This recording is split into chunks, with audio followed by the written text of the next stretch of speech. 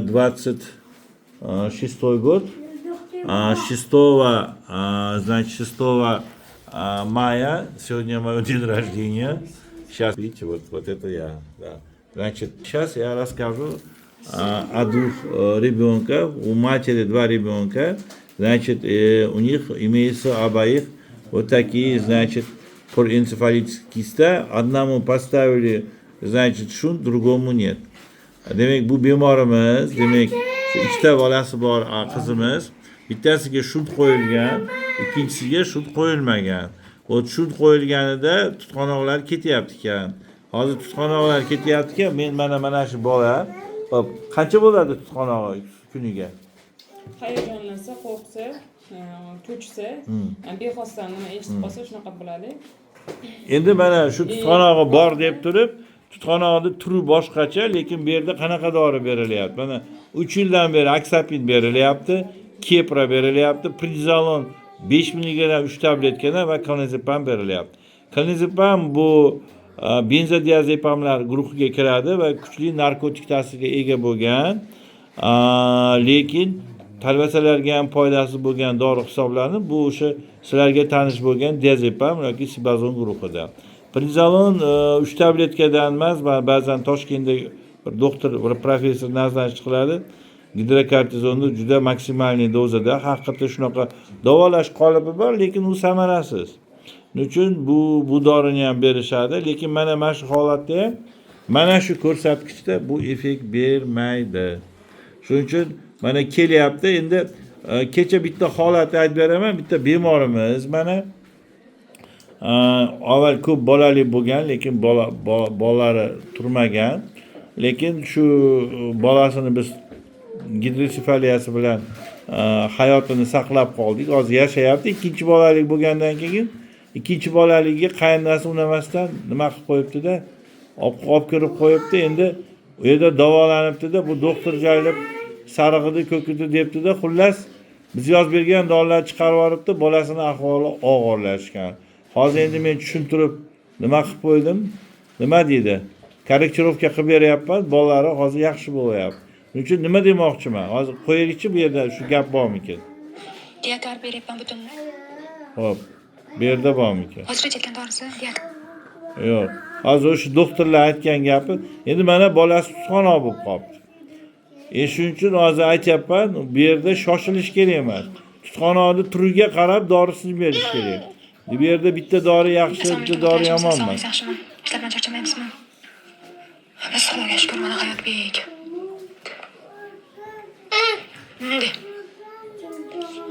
Doktor sizlar maslahatlashmasam tez qildim. Hayotbekni 15-20 kun oldin, 15 kuncha oldin больницаga yotqizgandik. Order orqali tumanimizdagi больницаdan order to'g'irlatib, lechinaga yo'llanma beruvdi. Viloyat Jizzax viloyatidagi bolalar markaziga, neurologiya. Xullas, doktor javob yomonlab, bolasini ahvolini og'irlashtirib, endi nima qilishyapti? Endi hozir больницаning nomini o'chirib qo'yamiz.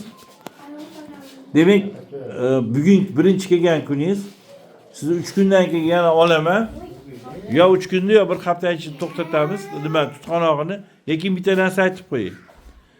Eski ichayotgan dorilar chiqib ketadi. Shunday chiqmasa bo'lmaydi. Bugundan prednizolonni kamaytiramiz. Undan keyin qolganlarni ham kamaytirib chiqarib beramiz. Nari boleznigini ham to'g'rilaymiz. Lekin u bolezda mikrosefaliya yo'q. O'z tushganingiz va mayeringizgacha tushyapti, buningizgacha. Bu bolezda endi shunt hisobiga mikrosefaliya kelib chiqqan. To'g'ri, 100% asoratsiz tibbiy uslub yo'q.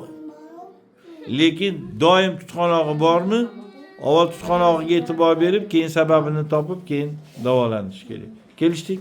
Alloh shifosini bersin. Значит, конечно, нету никаких методов, которые 100% дают гарантии, но все равно есть эффект. Xo'p, deb qanday kelib qoldingiz bizga? Как вы к нам приехали? Shu eshitib kelib qoldim-da. Eshitib kelib qoldim. Kimdan eshitdingiz? Bir nimamiz qarindoshimizning qo'shnilari yotar ekan-da bitta. 11 yoshli bola ekan. Kechada yotib qolgan ekan. U tug'mondan ko'rar ekan. Keyin o'sha shu yerga kelib davolangan ekan deb davolanib hozir o'zlari yurib o'zi bemalol boya bola hozir 18 yoshda ekan o'zlari hojatini o'zlari qilib hamma narsaga tushunib hozir yurgan yotgan bola yurib o'zi bemalol Endi harakatini o'zi qilayotgan institutga 40 yil bo'ldi. Tushundingiz? Va nechta больницам bor, sanatoriyam bor. Davlatni больницасini orqasiga yashirinib olib ish qilish oson. Lekin bemor bilan birga bir qolib, kasal bilan birga bir qolib, kasallikni davolab rozi qilish oson emas. Shuning uchun O'zbekiston bo'yicha eng ko'p chet ellik keladigan bir oyda 1000 taga yaqin chet ellik keladi. O'rtacha davolanish kuni 7 kun hozir. Kimdir 5 kun yotadi, kimdir 10 kun, kimdir 13 kun. Qishlarda 7 kun emas, qishda 5 kun bo'ladi. Demoqchimanki, hali ham 25 yildan beri O'zbekiston bo'yicha birinchilik bermay kelaman. Lekin boraman, mana kecha bir joyda chaqirishdi. Rahbarga sizni ta'qib qilaman. Keyin so'rayapti. Doktor, nima sizda zo'r apparaturalar bormi deyapti. Zo'r apparaturalar bor, lekin Qozog'iston, Qirg'iziston, Rossiya yo Yevropa, Amerika zo'r apparatura uchun kelmaydi. O'zbekistonning tibbiyoti uchun keladi. Menga o'xshagan mutaxassislar tiqilib yotibdi, lekin birov ularga yo'l bermaydi. Mana endi prezidentimizga rahmat, kecha ministrimiz o'zgardi. Tibbiyotni xususiy va davlat o'rtasidagi chegarani olib tashladi. Avval xususiy bilan davlat o'z chegara bo'laverardi. Hali davlatniki xususiyda yomon bo'lardi. Hozir endi unaqa yo'q. Ochig'ini aytish kerak-da. Shuning uchun prezidentimizga rahmat. Yangi ministrimizga demak omad tilaymiz. Shu Alloh qo'llasin.